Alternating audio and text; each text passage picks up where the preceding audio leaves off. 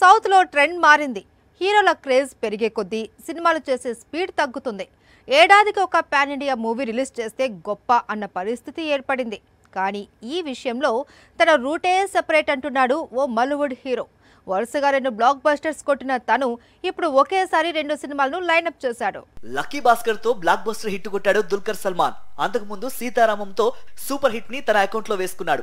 వరుసగా 2 సినిమాలు హిట్ అవడంతో టాలీవుడ్ లో తనకు డిమాండ్ పెరిగింది. ఇదే విషయాన్ని గమనించిన ఈ మల్లువుడ్ హీరో ఇప్పుడు ఒకేసారి 2 పాన్ ఇండియా సినిమాలు చేయడానికి గ్రీన్ సిగ్నల్ ఇచ్చాడు. దుల్కర్ ప్రెజెంట్ సెల్వమణి సెల్వరాజ్ డైరెక్షన్ లో కాంతా మూవీలో చేస్తున్నాడు. రానా కీలక పాత్రలో నటిస్తున్న ఈ ప్రాజెక్ట్ లో భాగ్యశ్రీ బోర్సే హీరోయిన్. డిసెంబర్ లో షూటింగ్ స్టార్ట్ చేసిన యూనిట్ ఇప్పటికే 2 షెడ్యూల్స్ ని ఫినిష్ చేసేసింది. త్వరలో కొత్త షెడ్యూల్ ని స్టార్ట్ చేయనుంది.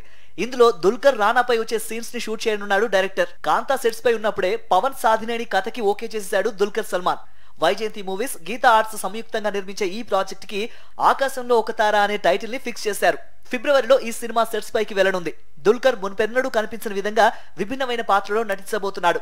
ఇందులో దుల్కర్ కి జోడిగా సాయి పల్లవి యాక్ట్ చేయనుంది. పాన్ ఇండియా రేంజ్ లో తెరకెక్కుతున్న ఈ 2 సినిమాలు 2025 లో షార్ట్ గ్యాప్ లో ఆడియన్స్ ముందుకు రానున్నాయి.